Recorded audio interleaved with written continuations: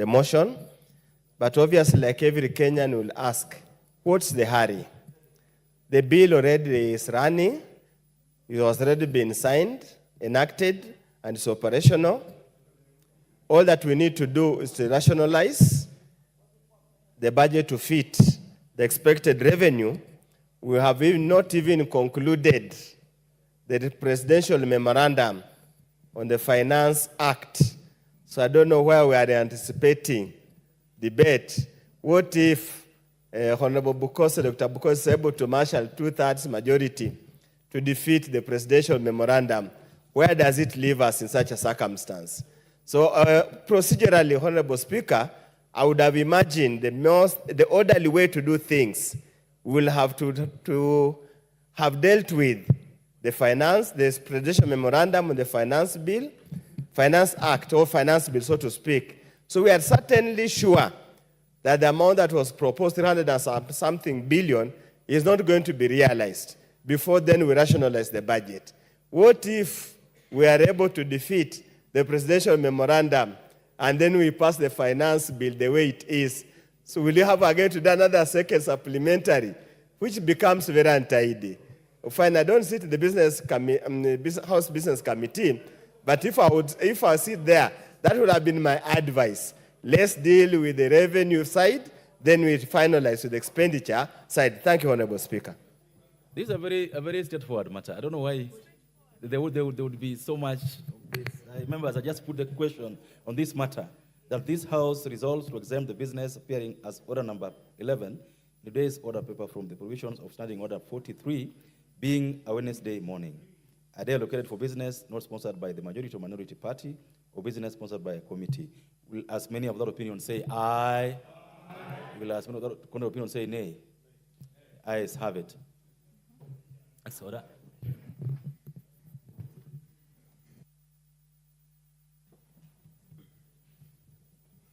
Order number 9, the National Transport and Safety Authority Amendment Bill, National Assembly Bill number 24 of 2024, first reading.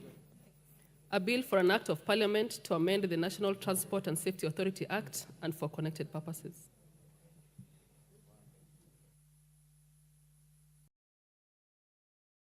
Next order. Order number 10, the Public Service Internship Bill, National Assembly Bill number 63 of 2022, second reading, resumption of debate. Thank you. Members, the debate on this bill has been ongoing. You got a balance of 33 minutes on this to be concluded. And as of the last time it was on the order paper, the member on the floor finished their contribution. So I don't know whether what I can see on my dashboard is for people who want to contribute on this bill. I will start with Honorable Gishimu Gidinji of Gishugu. Thank you, Honorable Speaker, for the opportunity to contribute to this bill, the Public Service Internship Bill, sponsored by Honorable Naisura Lesuda. Honorable Speaker, from the onset, let me say that this is a very progressive bill that will address the issues, some of the issues that have been raised by the young people of this country, because it seeks to place them in a very good situation in terms of matters internship. And Honorable Speaker, this is a matter, though it has been happening in this country, has not been legislated. And when this bill now comes into place, Honorable Speaker, it is a bill worth being supported by every member for the interest of the young people of this country. However, Honorable Speaker, I would like to make some comments and proposals in respect of the bill that we would be discussing and probably making amendments towards the Committee of the Whole. Honorable Speaker, the cabinet secretary who is indicated under the bill is the cabinet secretary in charge of labor. However, I would like to consult with the sponsor of the bill to seek concurrence that we have the cabinet secretary who is in charge of public service, because this is a matter of public service. And going down the bill, you'll find that the institutions are in charge are the institution of the public service. Honorable Speaker,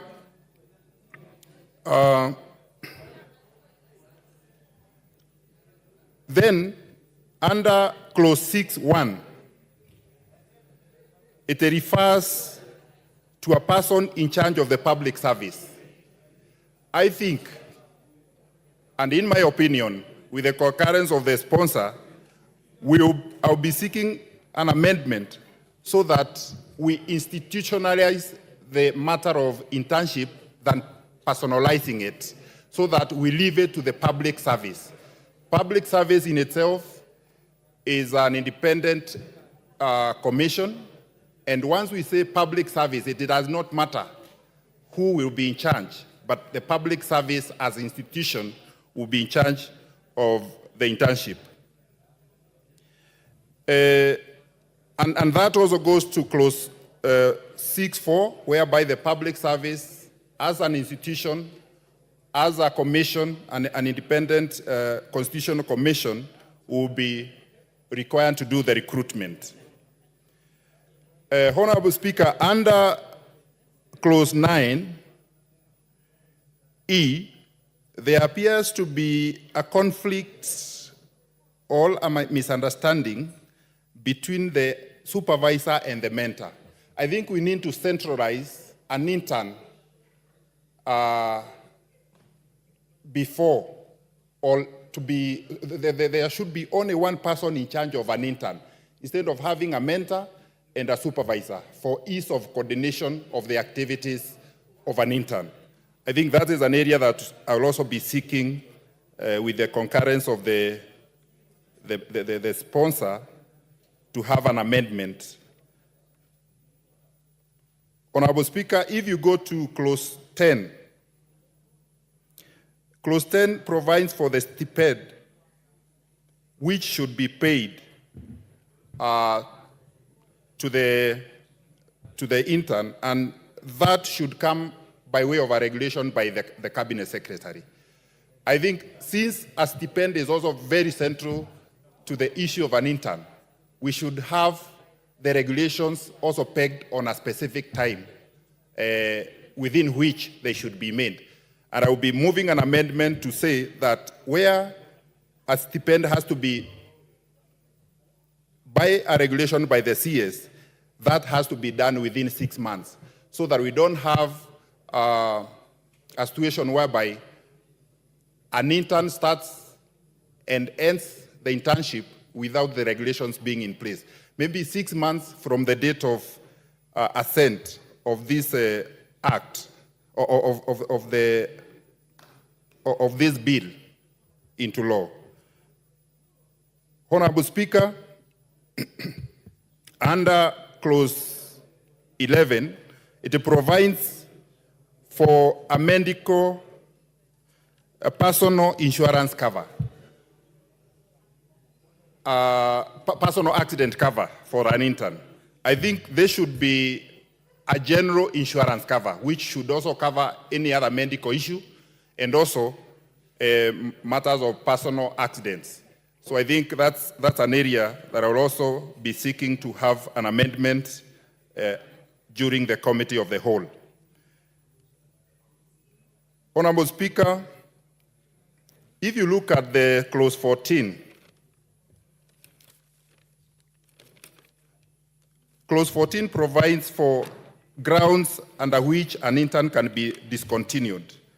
And Honorable Speaker, under these grounds, I think we should make it very lenient. We should not make it very strict, that if an intern does not appear at his or her place of work within 24 hours, you discontinue. I think we should we should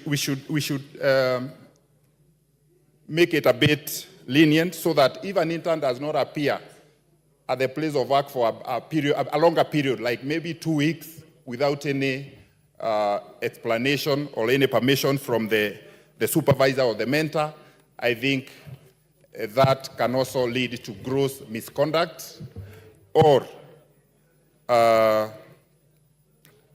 kind of disobedience. I think we should limit the discontinuation only to 2 grounds, whereby it can only be through a gross or dishonorable misconduct, or where an intern has already or has been found criminally liable, so that we can make it very easy for these interns to do their job. Finally, Honorable Speaker, if you look at the clause 15, which provides for the general regulations, I think we also need to peg or to put a limit of time under which the Cabinet Secretary who is in charge of the interns, that is, in my opinion, the Cabinet Secretary in charge of the public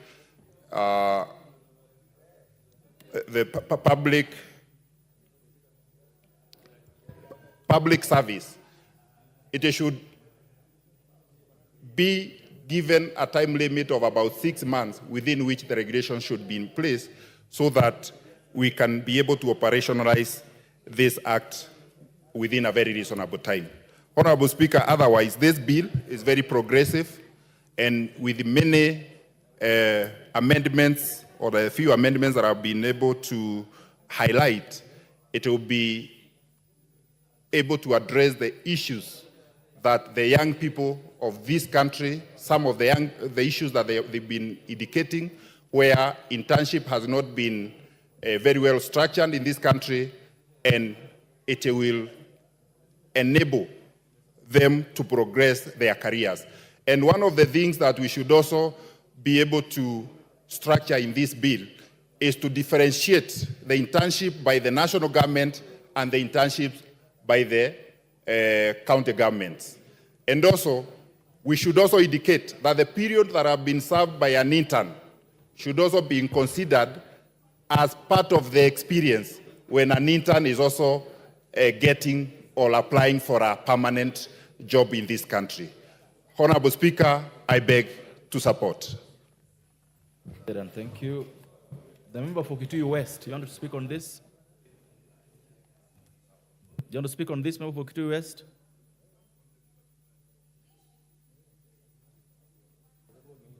Thank you, Mr. Speaker. Let me say that from the onset, that I support this bill. It's very important, especially for the unemployed graduates. This time in Kenya, we have so many people unemployed. The rate of unemployment is so high. So this bill is coming at the right time, especially to put the ones who are not employed through a program. Mr. Speaker, I note that it has not talked about the period of internship, although it's saying those ones who are not employed, but I thought it could talk about the period. Is it immediately after graduation? Because as I've said, the rate of unemployment is so high. So if we leave it open, even people who graduated like 20 years ago and have not gone through the internship, it will be open for them. So I think it's important that it states the period when this internship should be done. I have also noted that it's actually including some things which have not been included, like insurance. These days when they go for internship, there is no insurance, there is no medical cover, and this bill is actually addressing such. So it's a very a good bill, and is taking care of that. Otherwise, Mr. Speaker, I support, and I say I think it's good to address the period. Thank you. Thank you. Member for Starehe. Thank you, Mr. Speaker. And from the onset, let me say I support this bill because it seeks to address some of the issues and most of the issues that the youth go through when it comes to matters employment. I think this is a step in the right direction, and this House should discuss more on these issues that have been raised even in what we've seen in the country, that the youth are claiming their space in this country. In matters internship, it goes without saying that this is an area that the youth have always experienced, have always been disadvantaged in terms of being manipulated and maybe being treated in not the right way. And I support my colleague who has come up with this bill because it seeks to address some of those challenges. Like, for example, if you look at the amount of exposure that these interns get at some of these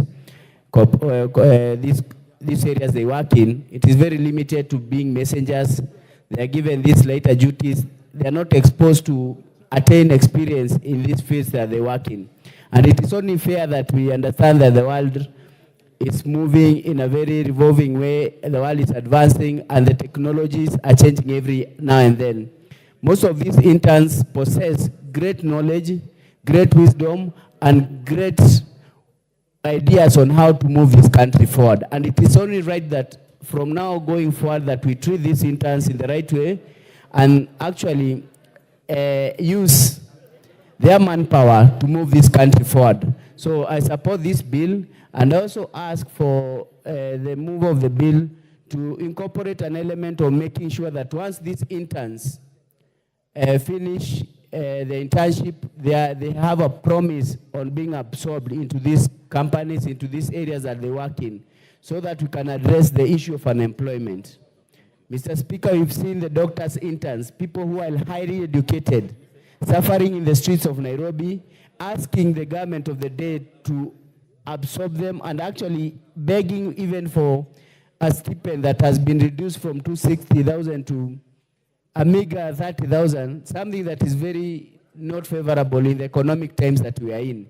It is time that this House actually addresses most of the issues that have been addressed by the youth, and we come up with more bills that are progressive like this one. I support the bill, and thank you so much, Mr. Speaker. Thank you. Member for Likoni.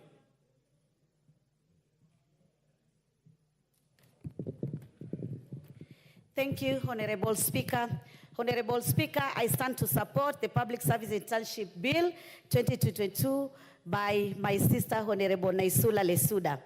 Honorable Speaker, when I look at this bill, it seeks to preserve human dignity as set out in Article 19 of the Constitution through the realization of the economic and social rights, Honorable Speaker, and this is under Article 43(1) of the Constitution, Honorable Speaker. Honorable Speaker, I think recently we have seen some strike by the medical doctors, and this was because of the internship programs.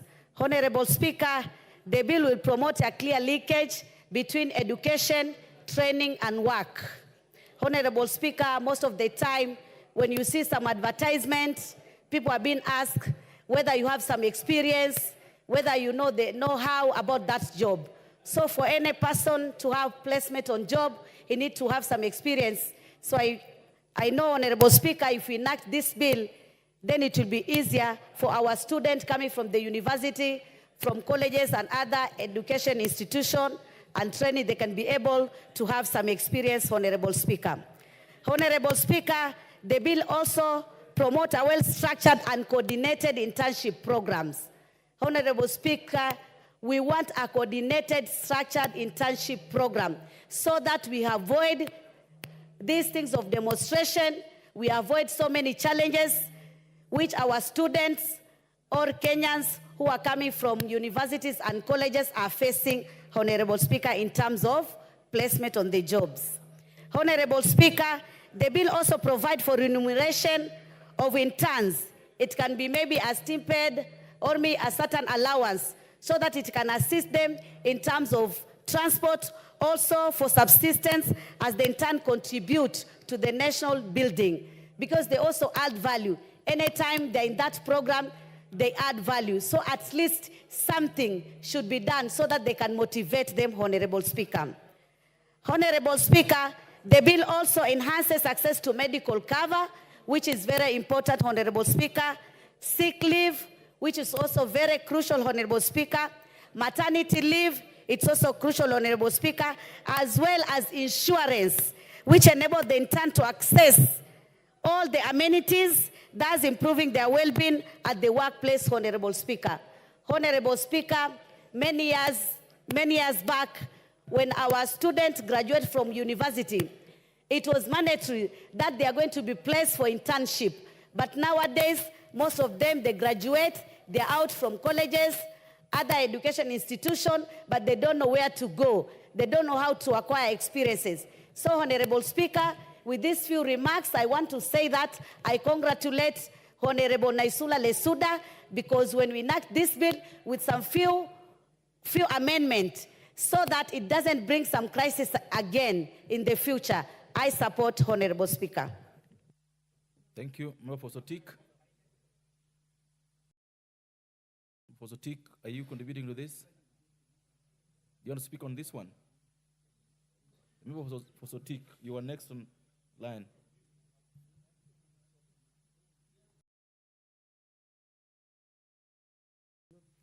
Use the next one. The next one, okay. Thank you, Mr. Speaker. I also rise to support this motion from our sister, actually my sister-in-law, Naisuta Lesuta. A very, very important, yes. She's Mr. Speaker, I want to say that I speak on behalf of many of my constituents who are the beneficiaries of this very, very important program. Mr. Speaker, the government made a good decision in giving a chance to these young people so that they can be able to know the system, work in government, and also prepare themselves for future assignments. Mr. Speaker, I wanted to say one thing, and this is about the future of these interns. Mr. Speaker, I would like to see a provision in this bill where the students can be able to be absorbed in the department in which they are serving as interns. Because, Mr. Speaker, while we accept that is a very important program, it ends in 1 year. And, Mr. Speaker, these young people, after 1 year, they come to see me again and say, what do we do? So, Mr. Speaker, I would like to see a change so that we can have a chance for them to serve in those departments they are serving, and they become part of the government system. Mr. Speaker, I support.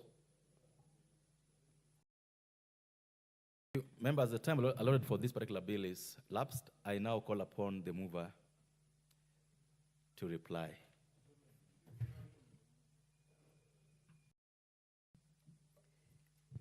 Thank you very much, Mr. Speaker. I can see the honorable member from Trans Nzoia doing some sign language to me. I'll give him 2 minutes. You want to? And Honorable Loch also 2 minutes. Wanyonyi. Yeah, thank you very much for this chance. I thought I should be able to take 1 or 2 minutes and congratulate the member who actually moved this motion.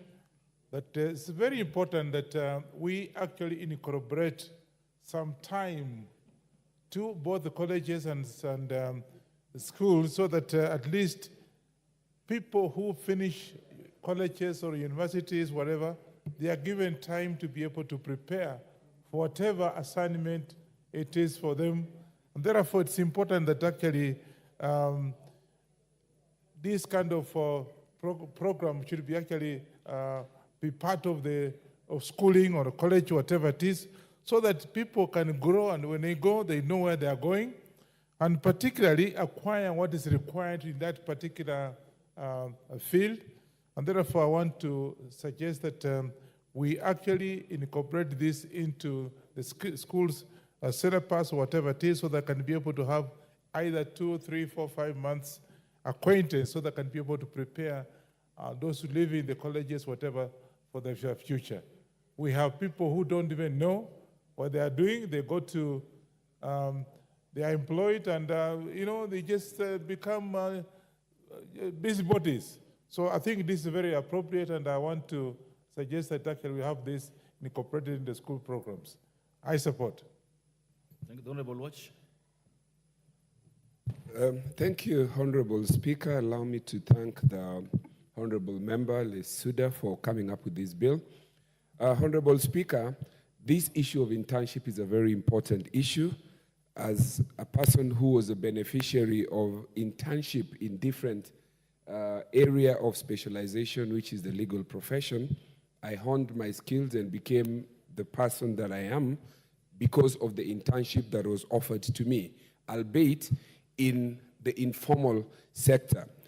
Structuring this and making sure that it is well thought out, guided by laws, so that you have equal opportunity, well thought out process of skills acquisition, how they are maintained, and eventually how we can absorb these people is something that this House should laud.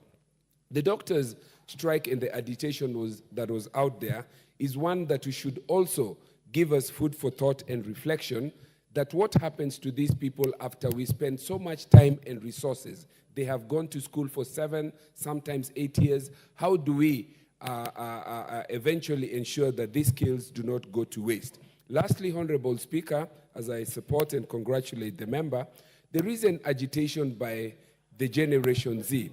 May have been about good governance and the finance bill, but the actual underlying issues were about opportunities.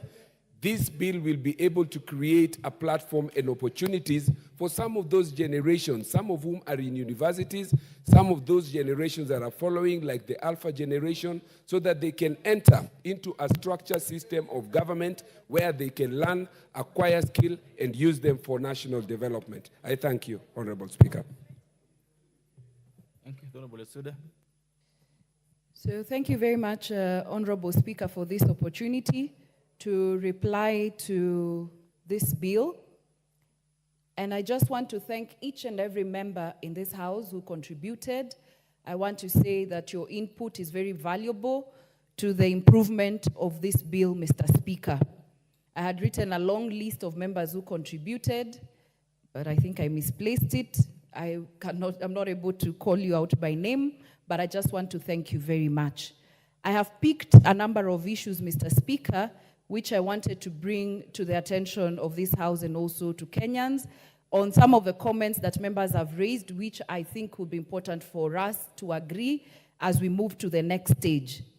The issue of 24 hours for the internship to be terminated, I agree with you that something could have happened to an intern, and in 24 hours they are not able to get in touch with their respective workplace. So 24 hours is very short, but also a week or 2 weeks is too long. It can be misused. So we can agree on the time frame, maybe 48 hours or 2 days. At least an intern should be able to have gotten in touch with their workplace on why they are not able to report to work. Honorable Geshangi also mentioned a very important point, which we were struggling with, whether we place it under the Ministry of Labor or the public service. And I agree with you that the Cabinet Secretary should be of public service. But why we did not go through the route of the Commission, and we've had engagements with them and even with the committee, is because not all employment happen at the Public Service Commission. The Parliamentary Service Commission gives opportunity to interns as well, but they do it as PSC. The Judicial Service Commission also employs and even gives opportunity to interns, but not through the Public Service Commission. It does through its own commission. So if we limit it only to the Public Service Commission, honorable members, then we will only be limiting ourselves to that space, while there are other commissions and other entities where people actually get internship or get employed. with something we had canvassed at length. There is also the issue of employment, absorption into employment. And interns have reached out to me from the public. They have really sent messages. You know, they have our numbers, wanatusalimia tu when they feel like. So they've been sending me messages that it is not enough to just go through the internship. They want to be absorbed.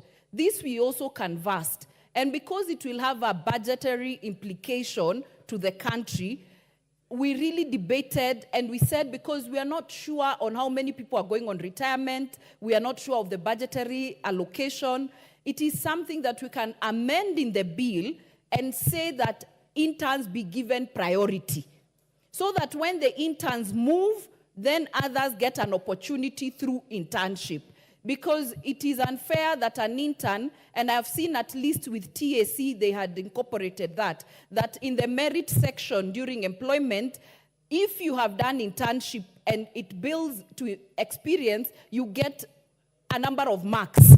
It adds to your marks when you're going for an interview. So this is something we will continue also to deliberate upon, but I think as an amendment, we will include about giving priority to interns when recruitments happen.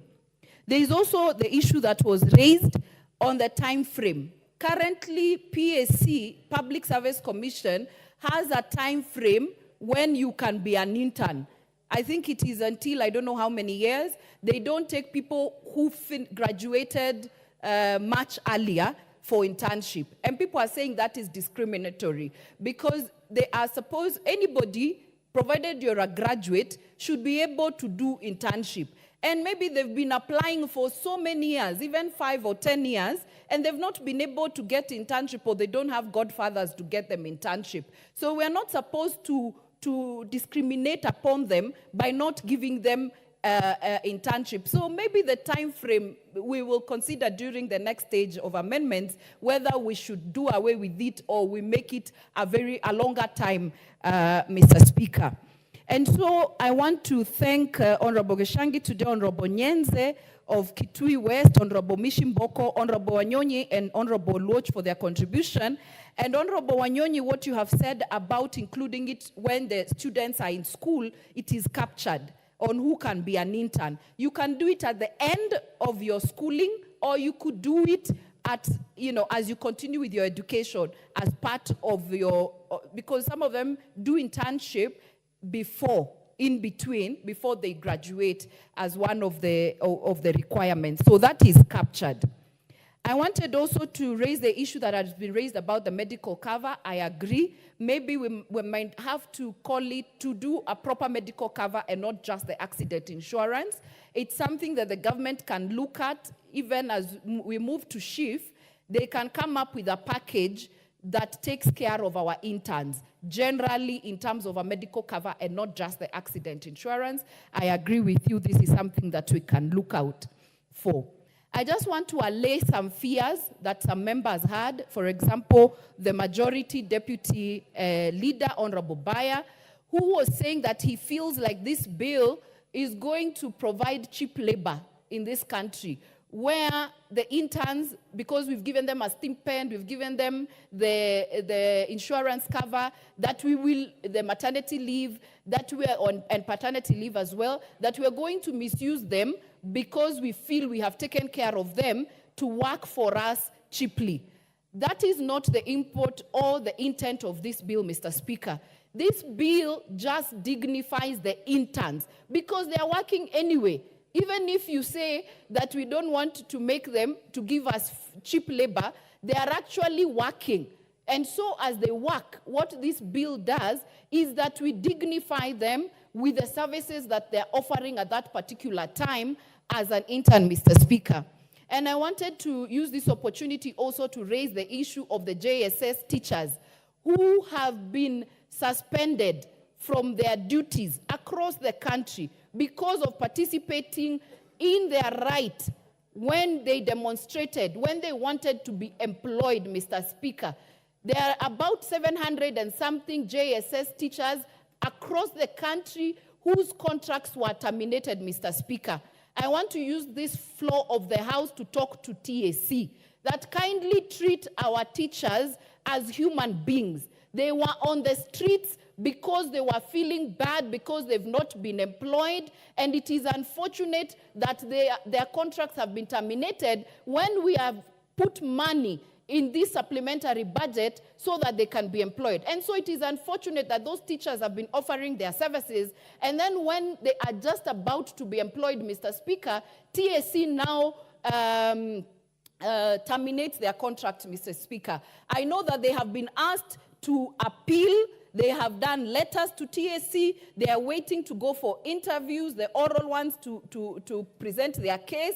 I want to call upon TSC this morning that they hasten that process. They return the JSS teachers to work so that when they will be employed, then they will be employed together with the other 46,000 teachers who are going to be employed when we pass the supplementary budget in this House, Mr. Speaker. And so, as I conclude, I want to thank members. I hope we will enrich this bill as we go to the third reading with the amendments. I am free to consultations because, Mr. Speaker, this bill, I started working on it last term. But it has come at the most appropriate time, Mr. Speaker, when our young people are talking to us as leaders. They are speaking to us as a country to consider them, to think about them, to make laws that work for them, and to be considerate, Mr. Speaker, of their well-being. And with those very many remarks, I want to reply. Thank you.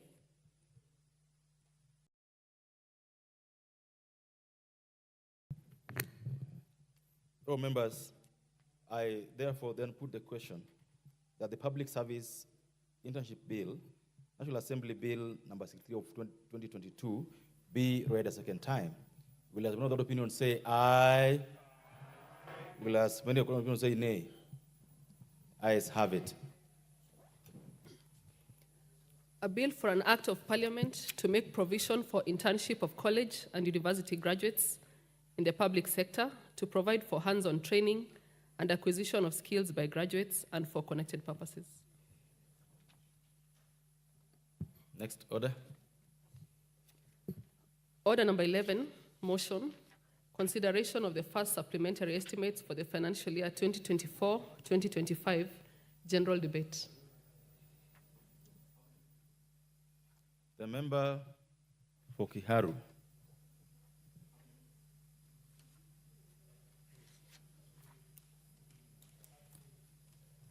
Thank you very much. Honorable Speaker, I beg to move that this House adopts the report of the Budget and Appropriations Committee on its consideration of the supplementary estimates for the financial year 2024-2025 laid on the table of the House on Tuesday, 23rd July 2024, and pursuant to the provisions of Article 223 of the Constitution, Section 39 of the Public Finance Management Act 2012, and Standing Order 243, 1, approves a decrease of the recurrent expenditure for financial year 2024-2025 by Kenya shillings 38 billion 896 million 358,312 in respect of the votes contained in the first schedule. 2, approves a decrease of the total capital expenditure for financial year 2024-2025 by Kenya shillings 107 billion 445 million 679,478 in respect of the votes contained in the first schedule. 3, approves an overall decrease in the total budget for financial year 2024-2025 by Kenya shillings 146 billion 342 million 55,790 in respect of the votes contained in the first schedule, subject to paragraph 6, that is Committee of Supply. 4, makes the policy resolutions as contained in the fourth schedule. 5, resolves that the first schedule forms the basis for the introduction of the Supplementary Appropriations Bill 2024. 6, orders that the Speaker do now leave the chair to facilitate the consideration of the said budget estimates with respect to each vote and program in the Committee of Supply, as contemplated under Standing Order 240 consideration of supplementary estimates in the Committee of Supply. Honorable Speaker, I first of all want to thank this House because we have had a very rigorous period for the last 2 weeks in consideration of these supplementary estimates. Honorable Speaker, this is basically supplementary one, but in reality and practically we know this is actually the main budget. And I say so because, Honorable Speaker, this was occasioned by the fact that in this House we passed the appropriations bill, which became an act, in hope and anticipation that the other side of the budget was to pass also. But, Honorable Speaker, as we all know, Kenyans requested this House and the leadership that we look inwards and look for other alternatives. And, Honorable Speaker, that is the reason why we are coming to this House for supplementary one even before the implementation of the budget. For the past 3 weeks, the government has only been implementing that what must be done in regards to funding only the critical areas of the budget, whereas the other areas have been put in abeyance, waiting for this process, Honorable Speaker. Honorable Speaker, this House passed a budget last month of Kenya shillings 3.992 trillion Kenya shillings. As we come before this House today, we are now having a budget of 3.88 trillion Kenya shillings. And therefore, there has been a decrease of around 111 billion Kenya shillings in overall. But, Honorable Speaker, this is not just the decrease. The decrease that I have talked about, Honorable Speaker, is pegged on two things. This House, after passing, then there was a wide gap between what we need to do in terms of filling in the whole of financing of the budget. And there are only two alternatives, Honorable Speaker, for us to invoke.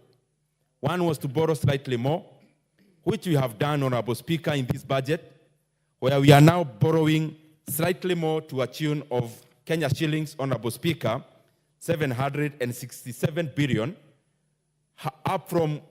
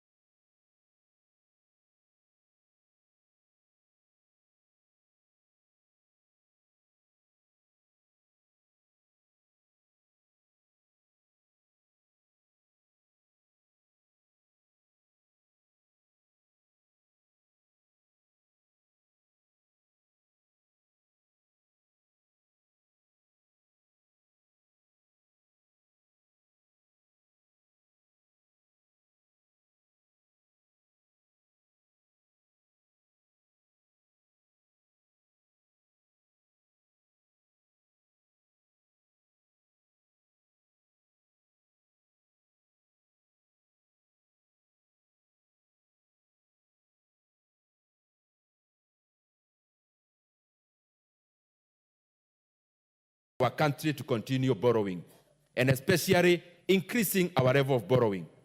Why?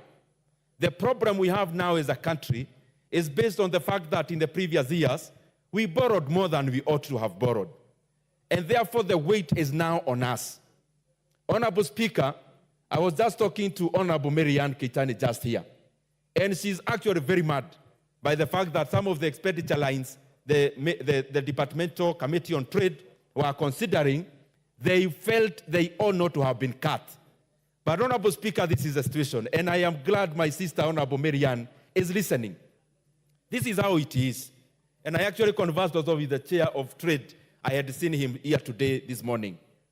Honorable Speaker, out of this budget, Kenyans, this is our country. And these are the bare facts that this financial year we are in, 2024-2025, as a country, will be spending 1.002 trillion Kenya shillings in payments of interest rates alone.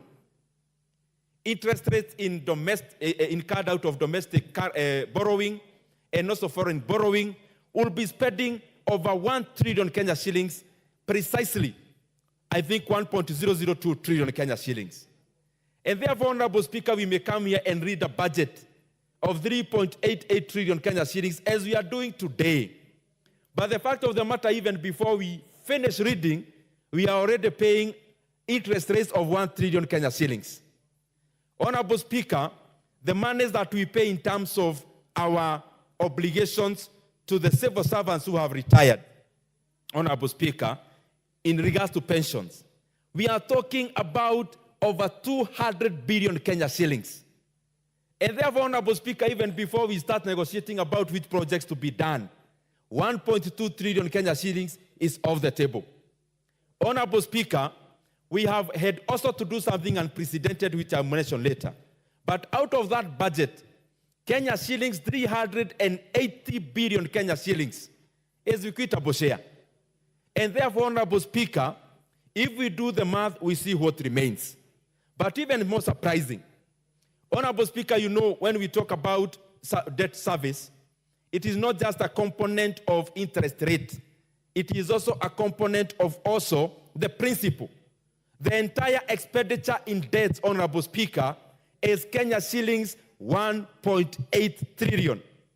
And therefore, Honorable Speaker, what you've been doing for the past 1 year, out of 100 shillings collected by Kenya Revenue Authority, Honorable Speaker, 61 shillings has been going into debt service. And therefore, we are left now to grapple on what to do with the remaining 39 shillings. And that is the reality of the matter. Whoever is on the driving seat, Honorable Speaker, whoever is in the National Treasury, whoever is in which other position, those are the grim realities. Honorable Speaker, what we have done this time, and I am saying we because as a country we came together and we decided we needed to rationalize our budget, is that we have done also something unprecedented. One unprecedented thing is to bring a supplementary budget barely before a month ends after the passage of the budget. But secondly also is the kind of cuts. The cuts have been done in all levels of government. And I hope that the members are keen on this. The cuts have been spread across the 2 levels of government. Honorable Speaker, even the county governments are losing 20 billion in their equitable share out of the realities that we face at the moment. Honorable Speaker, the cuts have also been across all the MDAs of the national government. And I want to assure the Kenyan people, we have cut all the flesh. What remains now is only the bone. Maybe in some areas, even the bones have been cut also. And I say so because, Honorable Speaker, we have made sure there is no money left for us who are servants of the people, elected, appointed, those who work for government. There is no money for travel. There is no money for hospitality. There is no money for ostentatious spending. Honorable Speaker, because that is what the Kenyan people told us to do. Honorable Speaker, we have also cut money across all the 3 arms of government. The executive is losing, judiciary is losing, the parliament is losing. And Honorable Speaker, I want to laud the members of this House together and agreed